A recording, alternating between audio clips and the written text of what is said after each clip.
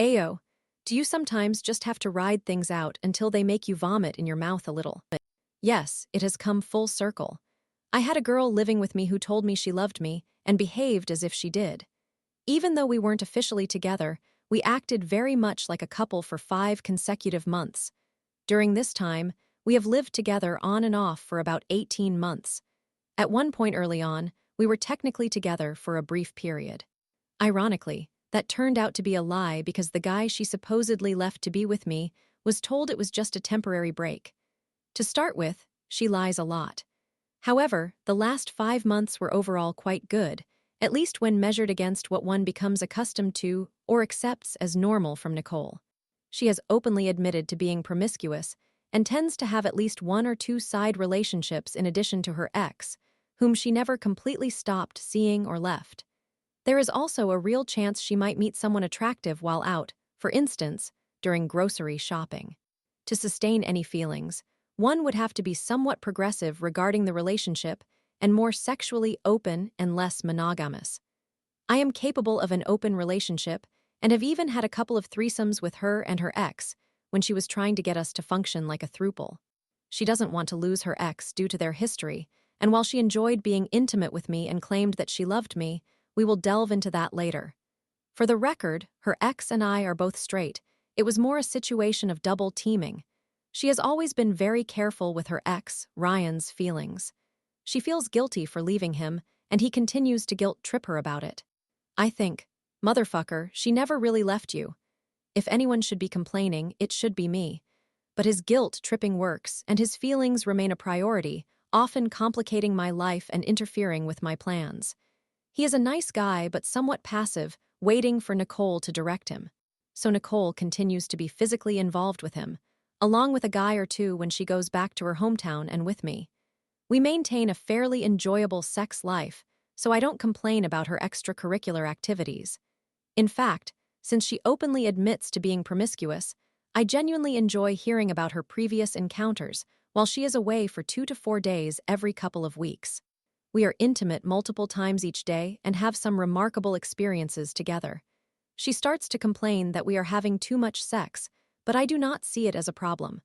I understand it will slow down eventually, and if that is our main issue, then we are fortunate. Then, out of the blue, she meets a guy and has sexual relations with him for money drugs, to be precise for a predetermined duration of 1 hour. I will admit that I helped arrange it. Some might call her a freeloader, and in addition to providing her with food, I took on the responsibility of buying her cigarettes, drugs, and alcohol. I don't know why I did it, but I didn't mind. However, I disliked how she would always imply that she could use sex to pay for things, but she never really put that into practice with me, as she had with Ryan, who kind of just let her use them over the years. Recently, I decided to bring it up. I asked her how she felt about possibly covering the expenses on one of her next encounters with the dealer. She agreed. We even started conversing with a guy from Reddit. He was quite eager and wouldn't stop bothering us once we had spoken. He was the type to trade sex for drugs because he apparently wasn't getting many opportunities to be intimate, so we began discussions with him. Almost immediately, this guy tried to bypass me entirely for communication. I was the primary contact for her, yet he was overtly trying his best to get her number, which typically raises a red flag in that lifestyle, indicating he might be trouble. I ended up having to block him because it became excessive. A few days later, we were out of drugs, and after discussing it again, we decided to unblock him. I expressed my concerns about him being suspicious, and she acknowledged she would keep it a 1-hour business transaction before deleting and blocking him after. Well, it has been a month since she moved in. The planned 1-hour encounter turned into an entire night.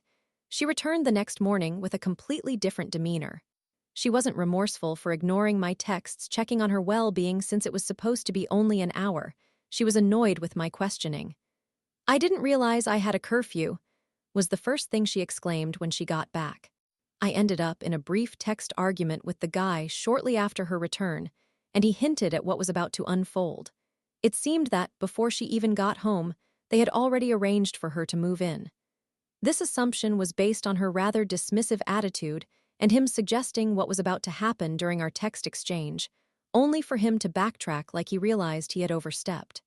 As you can imagine, We got into a heated argument that escalated, and she slapped me, prompting me to slap her back.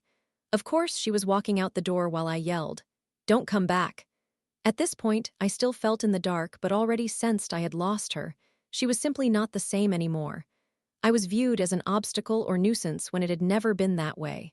We used to tease one another, laugh, and enjoy each other's company. It was a fun dynamic. Sure, we had our disagreements, but we always resolved things. This situation felt different.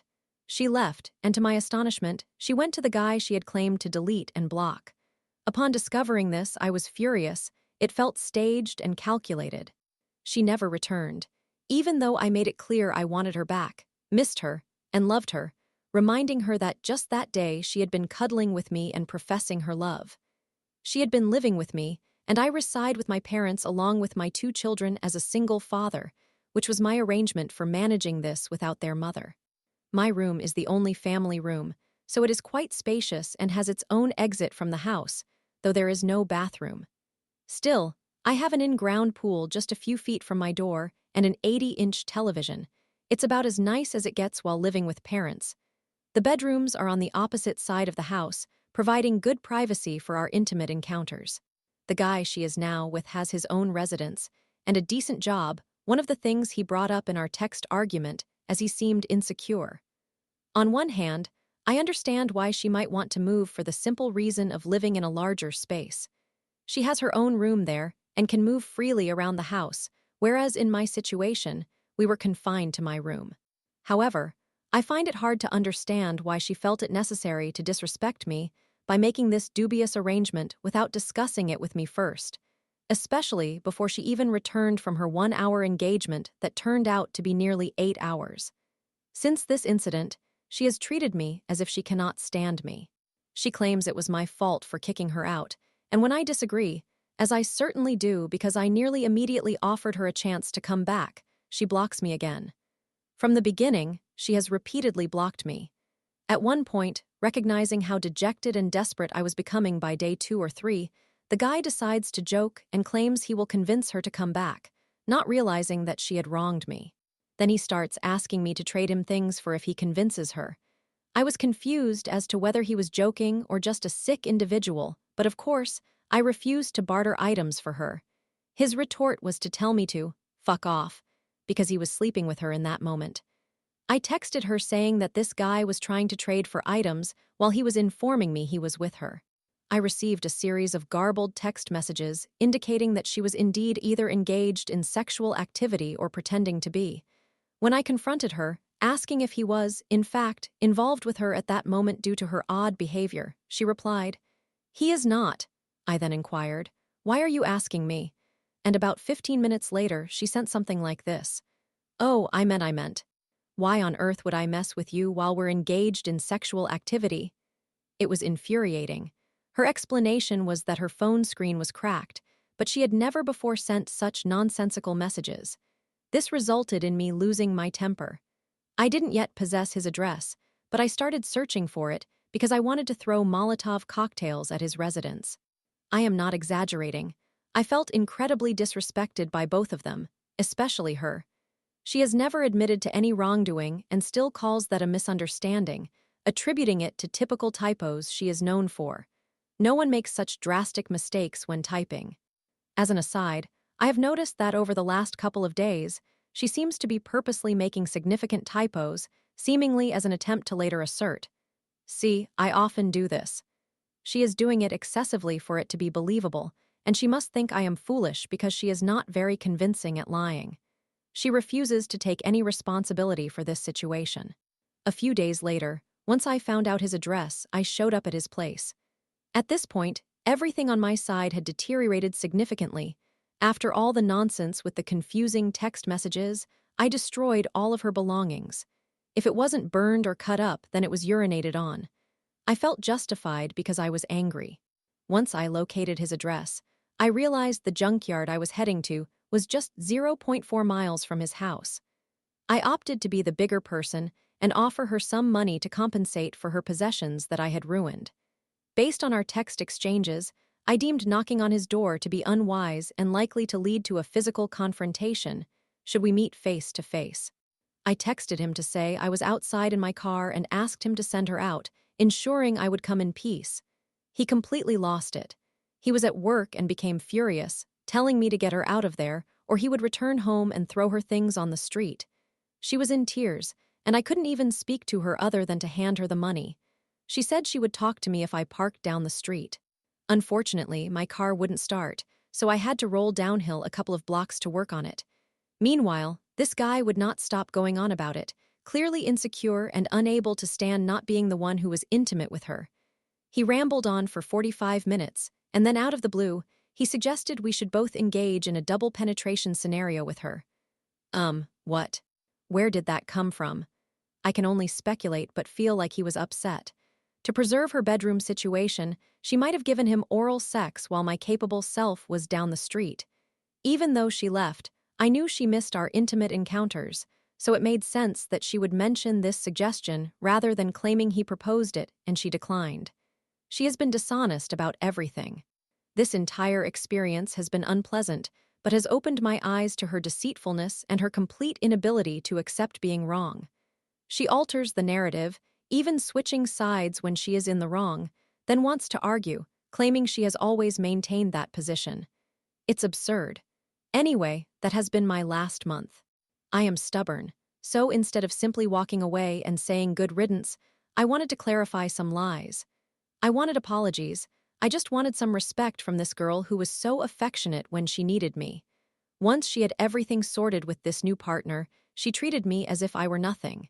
In another instance, this guy thought it would be amusing to pretend to be angry and threaten to harm her. I don't know this individual. Why would I take that lightly and not treat it seriously? Especially when she was not saying she was all right. All she voiced was, "You are trying to get me hurt." And then that assertion led to my calling the police twice due to my concern that she might be dead inside his home. The police couldn't intervene because she wouldn't answer the door. It was a helpless feeling, worrying that she might be in there and injured, and the police could do nothing. I had just been arrested and had my car impounded the day prior, so I could not get there, which may have been fortuitous because, as I mentioned, I was convinced something was wrong. I even told one of the officers I would break down the door since they could not. They informed me that, due to the lack of witnesses or sounds of a disturbance, they could not enter. I simply didn't understand why he would jest about such a serious issue. Of course, she later expressed anger toward me for calling the police, which boggles the mind. I left her a voicemail in tears, fearing she was dead, feeling guilty for harassing him. Fast forward to today, I am heading to rehab as soon as they call me, as I am next on the list. She shouldn't have received this invitation, but throughout this ordeal, it has felt as though even if she wanted to, he wouldn't allow her to visit me. I keep encouraging her to prove me wrong, but she continues to assert that she doesn't want to see me, which hurts tremendously because I didn't do anything wrong. I embarked on a campaign of kindness in the last few days, and she seemed to be leaning toward visiting me last night. I thought one last night filled with intimacy would be enjoyable, knowing she would feel the same. I offered to Uber her to and from my place. Suddenly, she began attempting to manipulate me into trading him items to secure a safe means of transportation home. I pride myself on being a man of my word, and she knows that. Her approach was utterly insulting. When she mentioned that she did not want to be stuck there, it sounded to me like she was disgusted with my living situation. Finally, I snapped and told her, "Look here, I don't want to see you, don't come over." She attempted to convince me that she wasn't planning to come, so I reminded her of my directive and reiterated that she shouldn't come. She enjoys being pursued, so she didn't appreciate me canceling, but frankly, I didn't care. I find this situation peculiar, but I don't harbor any hate for that guy. He's merely insecure and desires intimacy, just like many men. Yet, she completely sold me out as if I were inconsequential, causing me significant emotional pain and nearly getting herself into a dangerous situation. In conclusion, take what you will from this. If you read this entire narrative only to express that drugs are bad, or to criticize my spelling, then I would suggest you reconsider your approach. The meaning of my account should be evident, but nonetheless, that's my unfortunate story. Understand that most addicts acknowledge they require assistance and wish to stop, and most I have known are rational individuals. I'm not saying there aren't some extreme individuals who would harm you, But that is the exception rather than the rule. Story 2. I got betrayed, lied to, and now I am leaving it all behind to go to another country with them. This will be lengthy. Although this incident did not occur recently, I am already anticipating the types of comments I will receive here. However, I feel it is essential to discuss it again. I have been in a complicated long-distance relationship for about a year now. We began dating while living in the same location, and initially, it was difficult because we had to keep it hidden due to our work together. He, 31 years old, male, treated me exceptionally well, making me feel safe and providing me with girlfriend treatment, while I, 29 years old, female, felt somewhat insecure because I had just ended a 5-year relationship with someone I genuinely loved. I was hesitant to jump into another relationship without being certain and fully healed, as he was the only person I dated after becoming single. About 5 months into this situationship, we found ourselves in a good place. We even traveled together, which felt like a real honeymoon. He consistently asked me to be his girlfriend, and I was finally feeling stable enough to agree. After all, we were essentially in a relationship, and I just needed to come to terms with my emotional readiness. However, at that point, he decided to leave the country and return to his hometown. This decision came abruptly. Despite his previous expressions of dissatisfaction with his lifestyle and social life where we lived, he unexpectedly announced one day that he would be leaving in a month. This news hurt deeply because I was very much in love and had significant expectations for our future, which he had always confirmed during our time together. Still, he left, and we maintained daily contact since we could not deny our feelings for each other.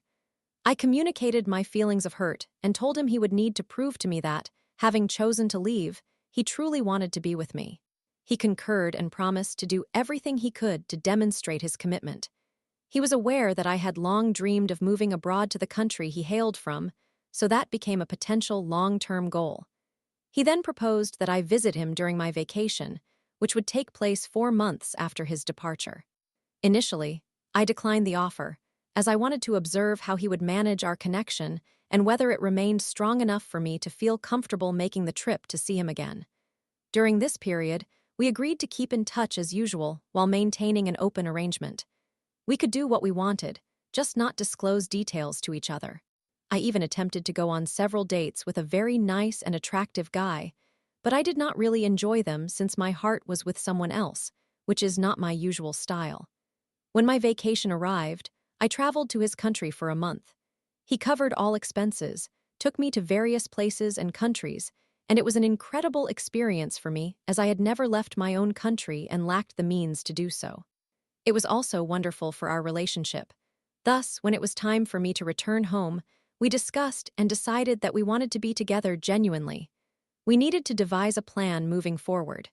We agreed to enter a serious long-distance relationship until we could rearrange our lives.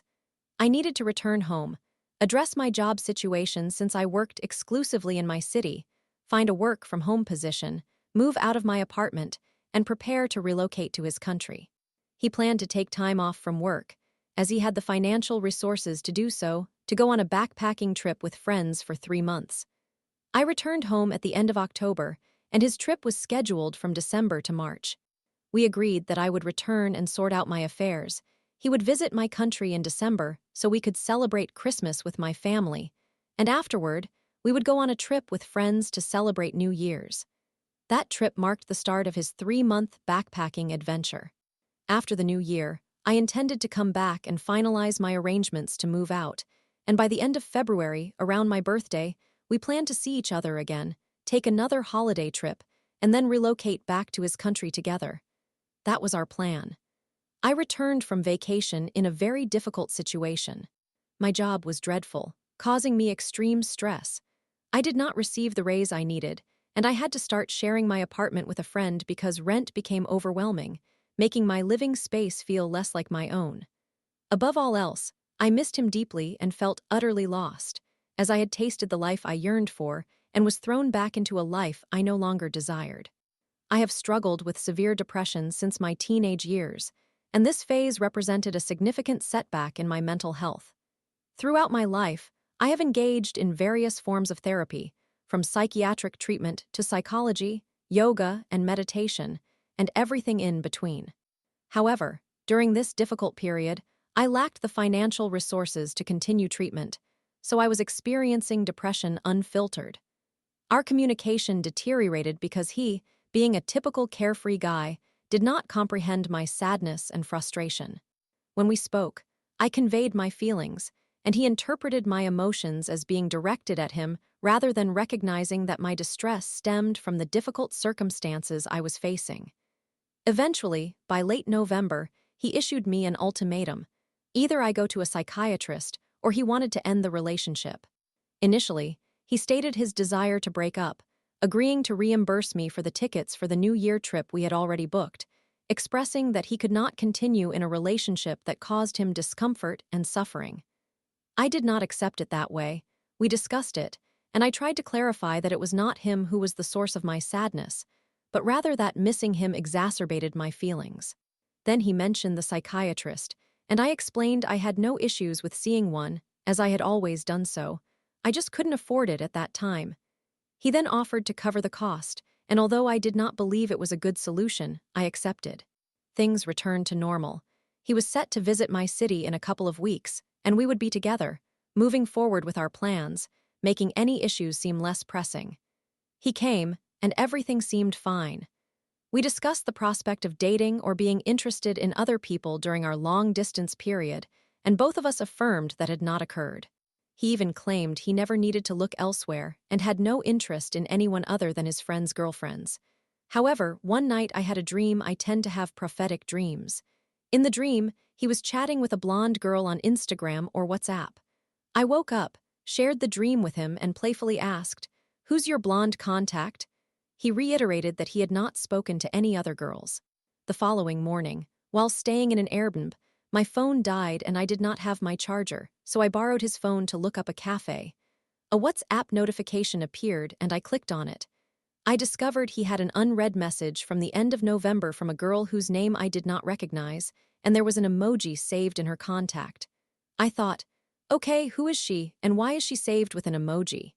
I opened the chat and found numerous messages, multiple texts, 5-minute audio recordings, and the chat extended back to the end of October, just after I left his house and returned to my country.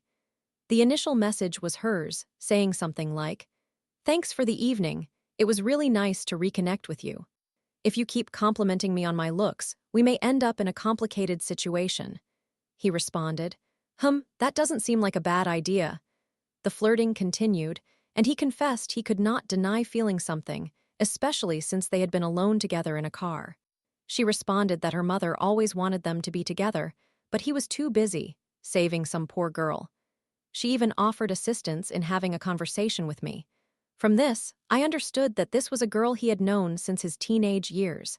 Their parents had been friends, and they used to vacation together. Everything indicated that he had invited her to his house to hang out, felt a connection, and then she started flirting with him, which continued for about 2 weeks before he ghosted her around mid-November. It appeared that nothing physical occurred between them, as he never mentioned her name or any interactions to me at all. I felt uncertain about how to approach the subject with him, knowing I was wrong for going through his phone. However, the next day, we would be visiting my family's house, and I could not keep silent for long. We had significant, life-altering plans ahead, and this needed to be addressed. So we talked extensively. We discussed things during our New Year trip, which I attended despite the ongoing issues because I thought, you only live once. I enjoyed the trip regardless. We continued discussing the matter in January and February, even while he traveled through difficult circumstances. In short, our conversations revealed that he was genuinely in a challenging position in our relationship. He couldn't perceive any positivity in our interactions and felt overwhelmed by our relationship struggles. He expressed that he was in a dark place and sought something light and enjoyable, deeming her amusing, leading him to feel curious and interested in her. However, later, he recognized that his perceptions of both her and me were misguided. I was not the person he had depicted, and he truly didn't want anything to do with her. He admitted he had wrongfully associated me with the negativity he was experiencing and believed I was not addressing my problems, which was deeply inaccurate. He even tried to convince me that his interactions with her were merely an attempt to better understand depression and its management. The entire situation hurt me in ways I struggle to articulate. As I mentioned, I have a long history of therapeutic treatments and pride myself on being self-aware and emotionally intelligent. He, as evidenced by his words and actions, has never invested any thought into matters beyond practical life considerations, partly due to his personality as a pragmatic individual, but also because he has been quite privileged, never facing emotionally demanding challenges. I have recognized this aspect of him since the beginning, and it has never diminished my affection for him. However, witnessing how it led him to create a detrimental image of me in his mind all because I was merely showing vulnerability that stemmed from love and a desire for closeness when I needed it most felt like a betrayal. And the deceit, coupled with the hiding of the truth, only compounded my pain. He ultimately asked me what I wanted to do: end things or continue and move forward. I responded by stating that since he was the one who posed the question, expressing doubt while I had always been certain about what I wanted, the real question was whether he truly wanted this relationship and whether he wanted any relationship at all. I reiterated that he needed to demonstrate his commitment to me if I was to consider pursuing my plans to relocate. In the end, I understood that the damage he caused to our relationship stemmed from fear and his struggle to handle the emotional responsibilities required in our complicated situation. He was overwhelmed by crucial life-changing decisions, prompting him to doubt everything. I advised him to take charge, to acknowledge what he wanted, and to fulfill his responsibilities. It has been 2 months since we began discussing everything, and I find myself questioning him daily about various aspects of our story and his feelings. At this moment, I have decided to continue our relationship, and I am already taking steps to move forward. This might seem perplexing. How can someone who has been betrayed and deceived still take such a significant step with someone who has just broken their trust? I cannot precisely explain. I am following my intuition, maintaining a solid backup plan, and trusting my instincts.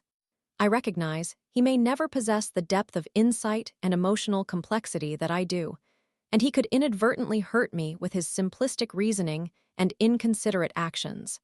Still, I also see that he is capable of adhering to clear boundaries and instructions that he has been given.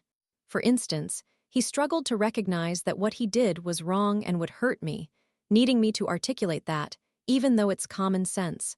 Thus, I know I will always have to expend extra effort in clarifying boundaries with him because he is emotionally basic. However, once I communicate clearly, he does make an effort to respond appropriately. I do not know what the future holds, but I hope for the best. Story 3. I, 54M, don't know if I should reconcile with my ex-wife, 55F, after 2 aborted attempts. Summary: my ex-wife left me in 2008. We attempted to reconcile twice, but she undermined those efforts each time. She remarried, but her husband has since passed away. She has approached me about reconciling once again. I am not certain that she has changed. I would require her to apologize for her past actions, take responsibility for her behavior, and prove that she is trustworthy. However, I am unsure how to proceed. What actions can I ask of her beyond attending couples therapy to determine if we could make things work? Is it unreasonable to think about reconciliation? I met my wife while serving in the military in 1991. We were together for 2 years before marrying in 1993. We enjoyed 3 wonderful years filled with travel and the joy of being best friends.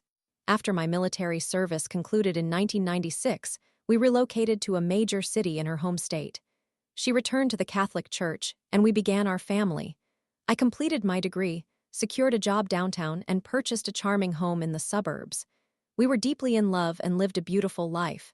In 2008, with 5 children, I fell ill and was urgently hospitalized. I was admitted to the intensive care unit, and the doctors informed my wife that my chance of surviving and recovering was less than 20%. I spent just over 4 months in the ICU before I finally recovered. After an additional 2 weeks in the general hospital, following my discharge from the ICU, I returned home to embark on a lengthy recovery involving physical and occupational therapy. The doctors warned us that I would likely experience further flare-ups of the autoimmune disease that had led to my hospitalization. My wife expressed that the situation was overwhelming. She felt unable to raise 5 children alone and wanted to relocate 3 hours away to a small rural community near her family. I argued that this did not make sense since I needed to remain close to the hospital in the city where we lived, and moving would cause further disruption for the children. 2 weeks later, after returning home from an overnight hospital stay for a procedure, I discovered that the house was empty. She had used our savings to lease a home near her parents and moved herself and the children there without informing me. Upon realizing the situation, I decided to sell the house, cease my job search, and move to be with her and the kids. While preparing the house for sale, she engaged in an affair which she disclosed to me the following day. She claimed she ran into her high school boyfriend, they went out for coffee to catch up, and it just happened. I was heartbroken and filed for divorce. We officially separated, with me remaining in the old house while she moved into the new leased residence 3 hours away. I would drive up on Friday nights, spend the night, pick up the kids early Saturday mornings, drive them back home late Saturday, and then return them to her on Sunday evenings. 3 months into our separation, I met a woman during physical therapy. We dated for 9 weeks until she suggested moving in together. When I declined, we ended our relationship. After 8 months apart, my wife reached out to see if reconciliation was possible. I had returned to work, but things were not improving. I anticipated needing to apply for short-term disability with the likelihood of transitioning to long-term disability. As my medical situation stabilized and I realized I would not be able to work, I contemplated selling the house and moving 3 hours away. I started visiting the kids at her new residence, which led to us dining together. She proposed that I move in with her, but I revealed that I had been intimate with someone during our separation. She reacted with anger, accusing me of betrayal, and withdrew her offer. Instead, she served me with divorce papers. I sold the house as part of the divorce agreement and relocated to a smaller house about 40 minutes closer to her. Fast forward 11 years. I have been on disability throughout this time and have been hospitalized multiple times, including in the ICU. I have dated 4 women in this period, but none of those relationships progressed to cohabitation. She remarried, but it was a tumultuous union. 2 of our middle children came to live with me after her father passed away from cancer and her mother died from COVID. She and her husband separated when she discovered he was unfaithful, leading to her reciprocating by cheating. As discussions of divorce progressed, she proposed that we consider living together platonically. We set a date for her move and began packing her house. Over the weeks, our plans evolved from her moving in as a roommate to her suggesting that we attend couples counseling to explore the possibility of reconciliation. I was excited about the potential for us to reunite. However, the night before the move, she informed me that our eldest child refused to move into the dorms and wanted to stay in the house. Consequently, she and our oldest would remain in her home, while the other 4 children would move in with me. In the end, she and her husband managed to reconcile, and he moved back in a few months later. About a year and a half ago, our youngest child requested to return to her mother's home, so we arranged her move back 3 hours away to start high school there. Recently, her husband sustained a severe head injury in a freak work accident and died in the hospital the next day. Last night, 4 weeks after his funeral, she contacted me. She mentioned considering returning to the city after our daughter graduates next year. She indicated she is not ready to date, but would like to go out with me when she feels prepared, exploring the possibility of rekindling our relationship as it was prior to having children. I expressed that those were the happiest years of my life, yet I am uncertain whether we can rekindle that happiness together. She hurt me deeply when our previous attempts at reconciliation failed, and she has yet to apologize for her past infidelity. I am hesitant to face that pain again, and I question whether I can trust her. While I would love for us to resolve our issues and achieve a happy ending, I am unsure how to transition from our current situation to a fairy tale conclusion. I feel uncertain about what steps to take next. I am open to giving her a chance, but I remain doubtful that she will follow through with her intentions for reconciliation. She is aware that I have never stopped loving her, and she might perceive that her only viable options are to return to me or live independently. I informed her that attending couples therapy would be necessary before I would consider going on a date or moving in together, even as roommates. She has expressed her willingness to participate in couples counseling, but requested more time to grieve first. Should I follow my heart or my intuition? If I choose to give her another chance, how should I approach this?